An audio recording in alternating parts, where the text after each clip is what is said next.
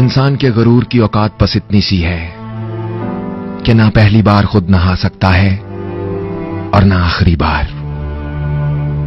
जब इस दुनिया में आता है तो लोग इसके नंगे वजूद को ढांपते हैं, कपड़े पहनाते हैं, और जब जाता है तो लोग ही इसको इसका आखिरी लिबास कफन पहनाकर रुखसत करते हैं। कमजोर पैदा होता है मगर ताकतवर होते ही खुद को खुदा समझने लगता है। 2-4 दिन ही की मोहलत पाकर हजरत इंसान अपनी औकात भूल जाता है। मट्टी का खिलौना जीतते जी बहुत शोर करता है, मगर जब मरता है तो मर ही जाता है। कभी वक्त मिले तो कुछ देर के लिए शहर खामोशा में जाकर बैठा करो साहब। जहां मुस्तकिल रहना हो वहां चक्कर लगाते रहते हैं।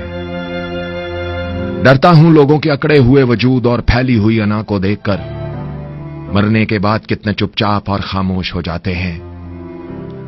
कल तक जो समझते थे कि उनके बगैर इस दुनिया का कारोबार नहीं चल सकता, आज मिट्टी के ढेर की सूरत पड़े हुए हैं।